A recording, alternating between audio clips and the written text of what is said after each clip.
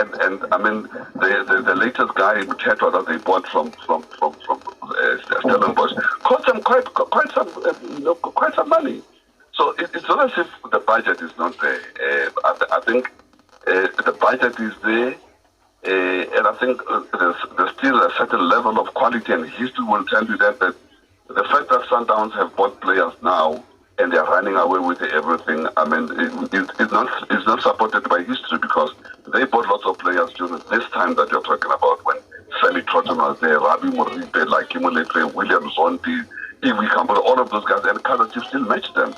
So it is some introspection Kaizer Chiefs needs to do and say, now that we still have the players that are here, including those players who come from outside, by the way. I mean, I have a good impression of the 𝐶ℎ𝑖𝑒 guy. I think he's a very, very quality player. But you can see that he's either battling to come into the Kaizer Chiefs fold, or is battling to integrate themselves into South Africa as a country. But something somewhere is just not right. So probably at leadership, and the board must make this assessment. Where do they need to effect some changes? I mean, whether it is in the coaching department or elsewhere, or the players themselves need to be coached differently, I am not certain. But all we know is that the scoreboard is not ticking. Farouk, let's talk about, we spoke about the philosophy and the type of players that the Chiefs are developed in terms of that template. But let's talk about the man who must enforce that template. And that is the manager, that is the coach. What needs to be done there, or what informs the board of Kaizer Chiefs and the exco of Kaizer Chiefs in terms of appointing the person who must drive that template? Well, I think, obviously when you talk about Kaizer Chiefs, you're talking about Kaizer Chiefs in the same breath that you would if you were coaching in Europe. When you speak about the likes of Liverpool, Man United, Man City, you need to employ, firstly, a coach with pedigree, a coach that has a track record, a coach that has been there and done that, in a sense, having won silverware. Because once you do that, then you're going to gain the respect of the change room. I think if you look back at our 96 team that was so successful, they had a coach with huge pedigree, a coach who understood the culture of players, a coach that his players loved simply because of his mannerisms and the way he dealt with them. And I think that is the secret. I think often we find players are being overcoached. If you look at an African player, you've got to look at him in isolation as far as being a South African player. You look at players from Africa, you can't compare them to a South African player when it comes to his psyche. And this is important. A South African coach who understands the psyche of the players will get more out of them than just employing a foreign coach who doesn't have a clue of what makes South African players tick. I'll give you an example. Years ago, players used to have pasta, etc. And one day, when I left training, I found one of the key players going to McDonald's, and I went to Kaizer. I said, Kaizer, these guys are not eating the right food. And what he did was, he opened up a kitchen at the village, and we used to have a 5-course meal. That's how nice it was. So there was no reason for players now to go to McDonald's, etc. So these are important things, ensuring that the players eat the right food. And the success of great coaches like Wenger, etc., they changed the culture, the mentality of players when they went to the clubs. Because that's important to realize. You don't just change one thing, you change everything. And you need a man who has that experience, who has that pedigree. And I think that is important for Kaizer Chiefs to decide when they employ a coach.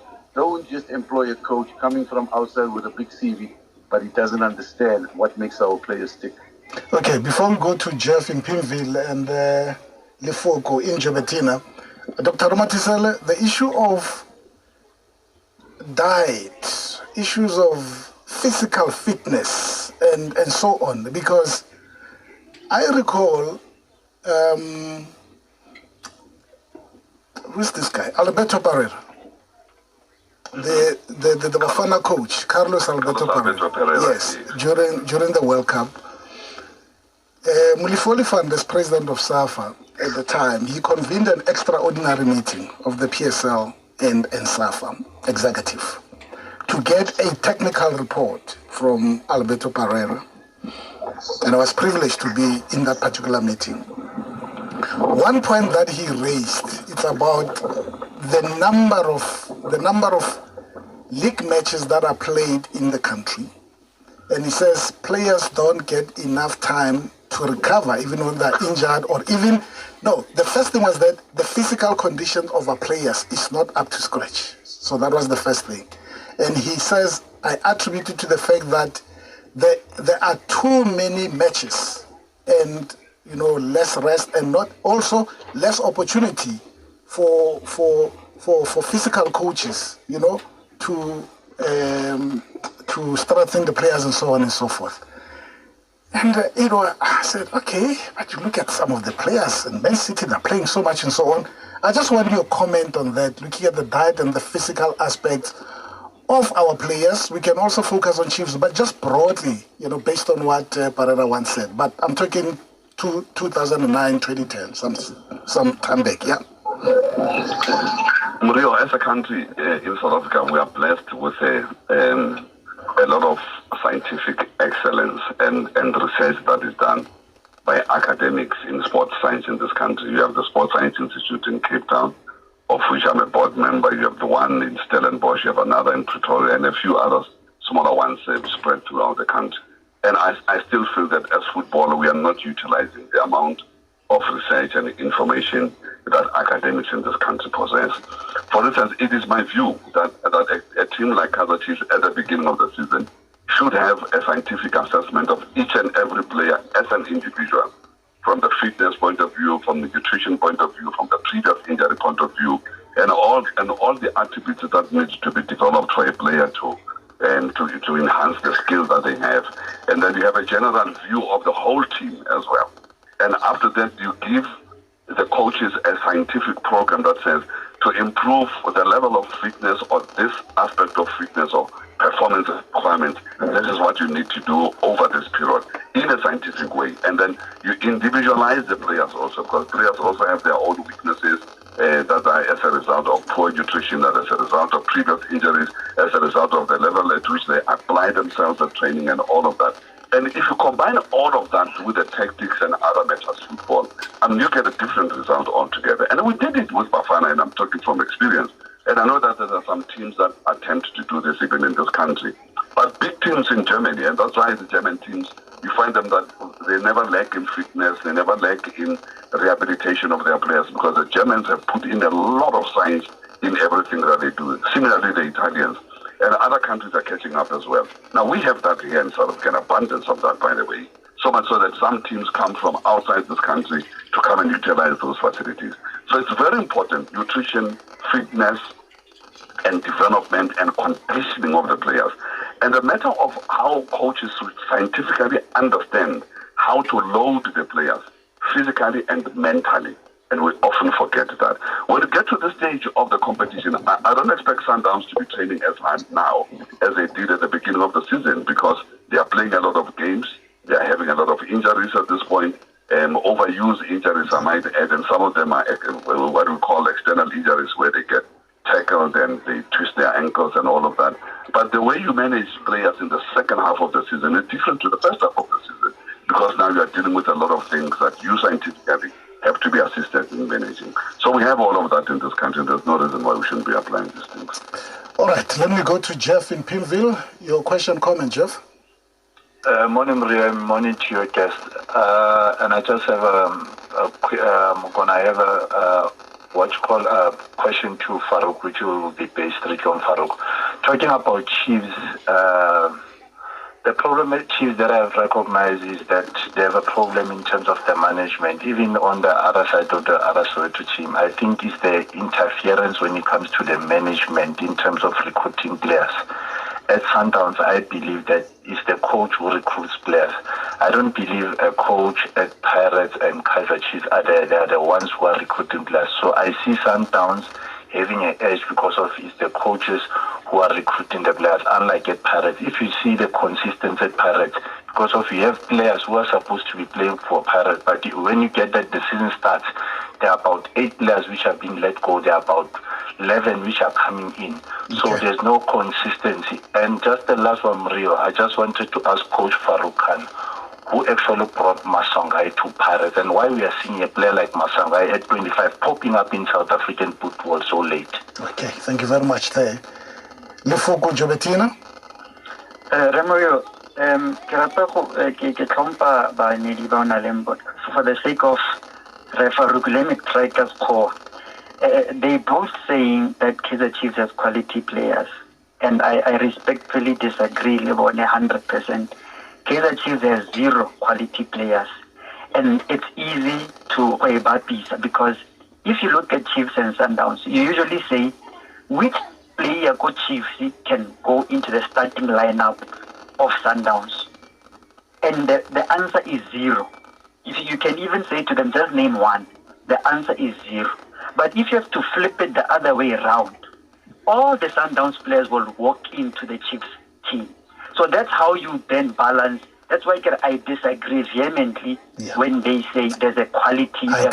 Good question. Good question. Okay. Good question. Good question. Farouk, let's start with Jeff's one of Maswangani at 25, making it straight into Pirates. It's a general South African problem. Yeah. And the issue that Lefuko has just raised about cheek and choice and choke when coming to Sundowns and Kaizer Chiefs players. Well, I would firstly like to answer his question when he talks about management interference. I worked for Kaizer Chiefs for many years, and not on one occasion did Kaizer come and prescribe anything to an extent where you wouldn't even talk about the lineup or anything. So working for a man like him was really a professional that never ever interfered. When you look at the fact that the quality of players that he speaks about, I do think that you're only as good as the people around you. And if you look at the players that Kaizer Chiefs has signed, the Dollies of this world, the Marks of this world, those are good players. That's why they were signed. And I just think that sometimes we don't understand the fact that when you have a period of underperforming, it's always going to be difficult for you to get back to your glory days. And I think that is why the players don't look as efficient as they should. On the question of Patrick Masangwani, he came to me at the tender age of 15 in the academy. And I worked with him for about 5 or 6 years, sent him to Portugal. Unfortunately, in Portugal, he wasn't able to break into the top clubs, and he became a little bit impatient, came back to South Africa after 2 years, and joined SuperSport. And as they say, the rest is history. He's now at Orlando Pirates. He's not the only one. The other one is 𝑃𝑂𝑊𝐸𝑅, who's also from the academy.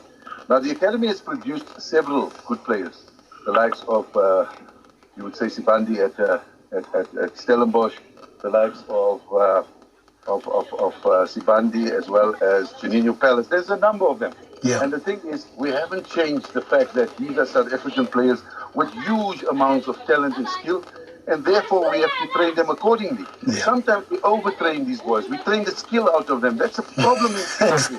Earlier on, Doctor spoke about Doc Denham. Doc Denham were left to play. The likes of Doc's dad and them didn't go there and say to the player, listen, we don't want you to dribble, we want you to pass constantly, etc. You can't do that with the South African player. To an extent, you've got to guide. Because of time, Farouk, because of time, we are out of time. Just answer this one very quickly. 𝐶HARARISS said there was a time when he was discarded and they were saying he's playing street football. You know, some of football commentators in this country, you will really struggle, you will strangle them. And 𝐶HARA was brought into Kaizer Chiefs, and my goodness. I know, I remember. What happened there? Well, I tell you one very thing briefly. That was there. 𝐶HARA came into Kaizer Chiefs when there were 2 technicians, myself and Ted, that loved that type of football, that believed if 𝐶HARA was born in Brazil, he would become knighted. That believed that if you look at players like Neymar today, they are being applauded for that skill. I just think you need to direct the skill. All we did with 𝐶HARA was say, listen, instead of playing down the middle, we're going to play you wide so that you can come inside. And that was music to his ears, because he had enough space to challenge from wide positions where he's unmarked, and the rest is history. Yeah. Similarly, if you look at Patrick Masangwani, Patrick, what he's doing now, he did in the academy. It's just that he's gained more experience now. But I never stifled him. I used to call him Tito Villanova. That's how excited I used to become when he touched the ball. Because of the late Tito Villanova from Barcelona. And I used to get excited when I see this. Every time he had a skill, a shot, I would say, Tito Villanova. And that himself. Gentlemen, let's call it round 1. I'm completely out of time. Dr. Vic Ramathisele, I always thank you, sir. Coach Farouk Khan, Let me thank you both for your great insights. Pleasure, brother. I still insist, Kaizer Chiefs has quality players. I stand on that argument. It's part one. Absolutely. It's part one. Thank you, gentlemen. Pleasure.